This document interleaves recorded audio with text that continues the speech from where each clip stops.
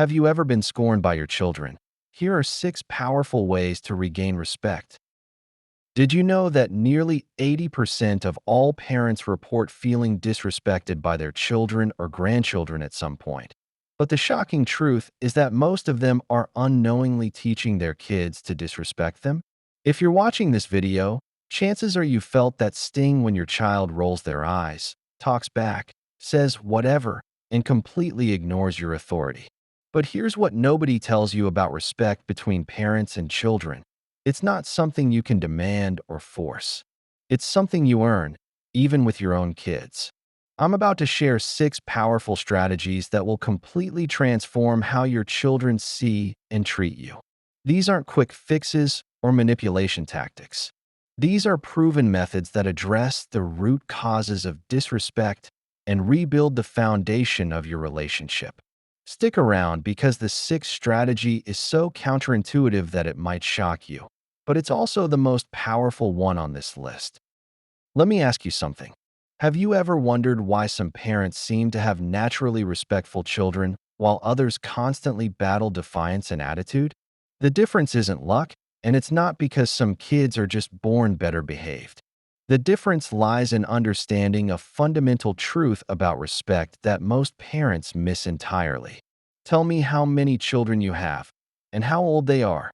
Leave your information in the comments below. It helps us understand who our audience is in order to make more great videos like this.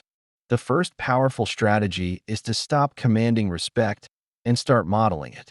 Here's the uncomfortable reality.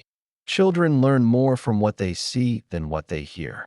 If you want respect, you need to show them what respect looks like in action. This means respecting their feelings even when you disagree with their ideas. It means listening to their perspective before jumping to corrections. It means speaking to them with the same courtesy you'd show a friend. When your teenager comes home upset about something that seems trivial to you, instead of dismissing their feelings, try saying something like, "I can see this is really bothering you. Tell me more about what happened." This doesn't mean you're being permissive or that you can't set boundaries. It means you're treating them as a human being worthy of dignity while still maintaining your role as the parent. The second strategy is to address your own emotional regulation first. Children are like emotional sponges. They absorb the energy you bring into every interaction. If you're constantly reactive, frustrated, or emotionally explosive, you're teaching them that this is how people handle conflict and stress. You cannot expect calm, respectful behavior from your child if you're not demonstrating it yourself. This is perhaps the hardest pill to swallow because it requires you to look at your own patterns first. When your child does something that triggers you, take a breath before responding. Ask yourself what you're really upset about. Sometimes what feels like disrespect is actually your child expressing a need in the only way they know how. The third strategy involves setting clear boundaries with natural consequences rather than punitive reactions. Many parents confuse punishment with discipline, but they are entirely different approaches. Punishment is about making someone pay for their behavior. Discipline is about teaching better choices through logical consequences. Instead of yelling when your child doesn't do their chores, create a system where privileges are directly connected to responsibilities. If they want to use the car, the chores need to be done first. If they want their allowance, their room needs to be clean. This removes you from the role of the bad guy and puts the choice squarely in their hands.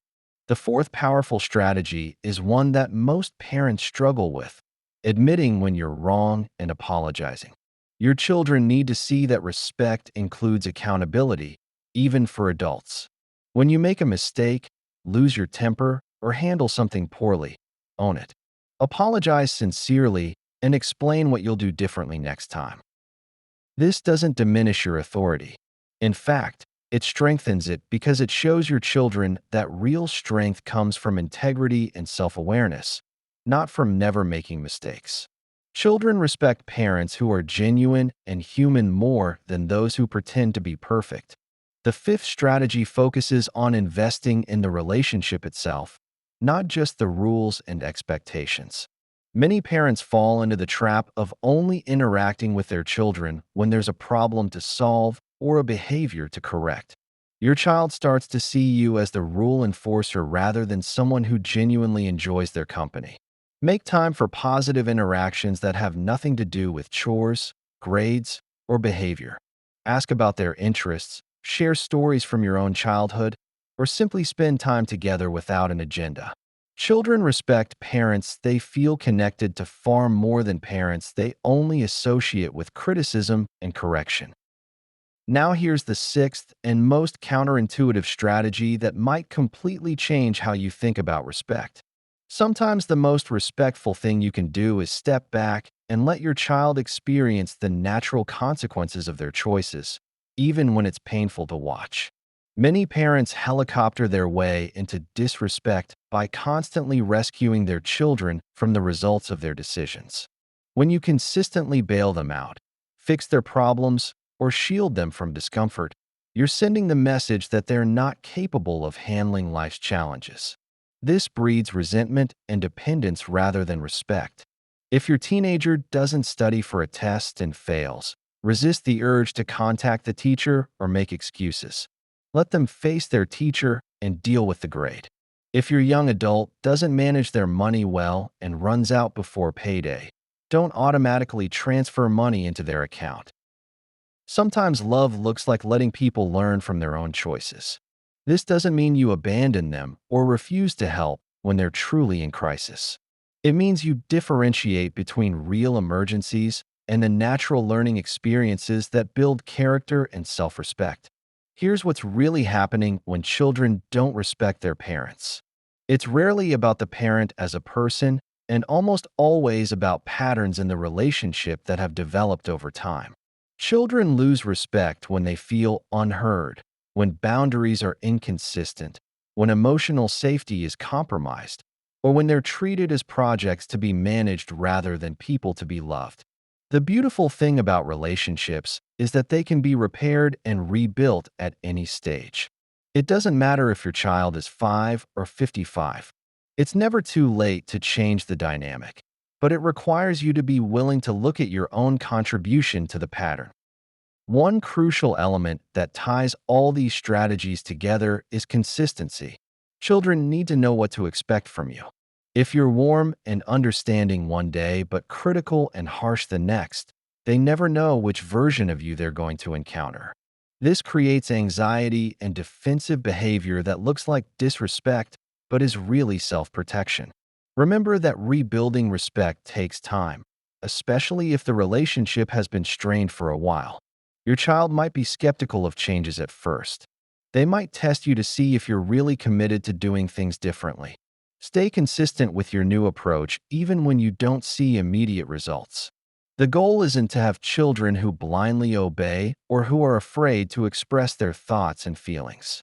The goal is to raise children who understand that respect is a two-way street, who feel valued and heard, and who choose to treat others with kindness because that's what they've experienced at home. Respect between parents and children isn't about power or control. It's about creating a relationship where everyone feels valued, where boundaries are clear and fair, and where love is expressed through both connection and accountability. When you approach parenting from this perspective, respect becomes a natural byproduct of a healthy relationship rather than something you have to fight for. The choice is yours. You can continue the same patterns that aren't working, or you can courageously examine your own role and make the changes necessary to build the respectful relationship you both deserve. It is tough, but remember your life must revolve around you. Respect yourself, and they will respect you. You must take care of yourself so you can take care of them. I'm curious, do you agree or disagree with this advice and why? We love when people share their opinions with us. Take a moment to comment below and tell us if any of these 6 ideas have worked for you or have not. Thanks for watching, and check out our other videos.